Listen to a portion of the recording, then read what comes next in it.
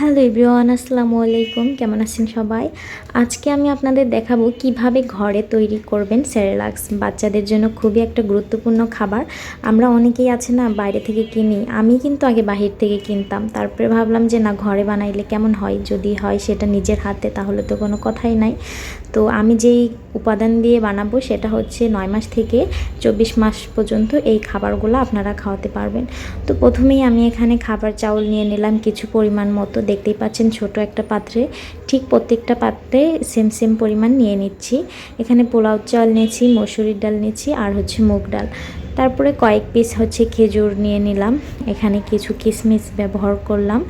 তো এইগুলা তো জানেনই খুবই হেলদি খাবার, বাচ্চাদের জন্য মেধা শক্তির জন্য অনেক ভালো গুরুত্বপূর্ণ একটা খাবার। যাই হোক, তো আমি কিন্তু শুরুর দিকে আর এখানে কিছু কাজু বাদাম আর কাঠবাদামও নিয়ে নিচ্ছি। তো আমি কিন্তু আগে বাহির থেকেই সেরেলাক্স মূলত কিনে খাওয়াইতাম, পরে ভাবলাম যে না, নিজে একটু বানিয়ে দেখি না কীরকম হয়। তারপরে এখানে আমি কিছু গমও নিয়ে নিচ্ছি। আর এই গমটা যেহেতু আমি কাঁচা গম পাইনি, এটা একদম ফ্রাই করা ছিল, ভাজা গম ছিল। তো দেখতেই পাচ্ছেন আমার কিন্তু সেরেলাক্সের জন্য প্রত্যেকটা উপাদান একদম রেডি। এখানে আমি কিছু সাবুদানাও নিয়ে নিয়েছি। তো যেহেতু আমার গমগুলা ফ্রাই করা, তো এই জন্য আমি ওগুলাকে ধুবো না। আর এখানে আমার কিছু সামান্য একটু তাল মিশ্রি অ্যাড করবো এর সাথে, যাতে একটু খাবারের স্বাদটা বাড়ায়। তো বাচ্চাদের জন্য কিন্তু তাল মিশ্রি খাওয়ানোই যায়, যদিও আমরা 2 বছরের আগ পর্যন্ত বাচ্চাদের চিনি জাতীয় কিছু দিই না। তো তাল মিশ্রিটা বাচ্চাদের জন্য একটু অ্যাড করাই যেতে পারে, কোনো সমস্যা হবে না ইনশাল্লাহ, সামান্য একটু। তারপরেই সব প্রত্যেকটা উপাদানই সুন্দর মতো একদম কষলে কষলে ধুয়ে নিব, কারণ এর মধ্যে অনেক ধরনের ময়লা বালু থাকতে পারে। সুন্দর মতো ধুয়ে নিব। আর ধোয়া শেষেই এখানে সুন্দর করে ছেঁকে নিব, যাতে পানিটা ঝরে একদম পড়ে যায়, কারণ এটা আমাদেরকে শুকাইতেও হবে আবার, এই জন্য পানিটা সুন্দর মতো ঝেঁকে নিতে হবে। আপনারাও কিন্তু আপনাদের বাচ্চাদের জন্য এভাবে খাবারটা ট্রাই করতে পারেন। অবশ্যই এটা খুবই স্বাস্থ্যসম্পন্ন খাবার হবে, আমার যেটা মনে হলো। তো আমি মূলত একটা ভিডিও দেখি, অনেকে আছে না ইউটিউবে অনেক রকমের ভিডিও থাকে, তো আমি ওইখান থেকেই সাহায্য নিচ্ছি। আমি নিজেও কখনো বানাইনি, আজকেই ফার্স্ট। তো আশা করি উপকৃত হবেন সবাই। তারপরে এগুলো সুন্দর মতো ধোয়া হইলে আমি এখানে এগুলো রোদ্রে শুকাইতে দিয়ে দিব, কারণ পানিটা একদম যাতে শুকনা হয়ে যায়। যেহেতু এগুলো আমি ব্লেন্ড করব, তারপরে একটু ভাজবো।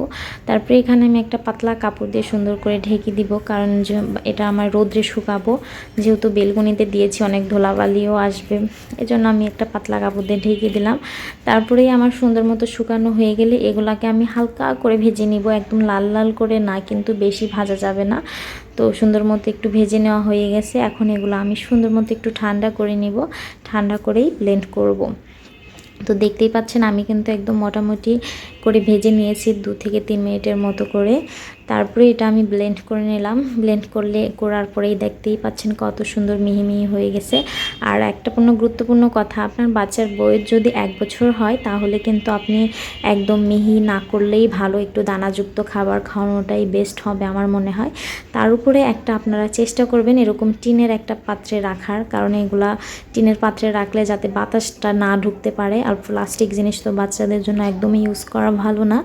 তো আমি আমার এই টিনের এই পাত্রটা ইউজ করছি। আর আমার যেহেতু বাচ্চা ফর্মুলা দুধ খায়, তো এটা আমি ইউজ করছি, সাথে সেরেলাক্সের একটা চামচ ইউজ করছি। তো যাই হোক, আমার ভিডিওটা কেমন লাগলো অবশ্যই আপনারা জানাবেন। আল্লাহ হাফিজ।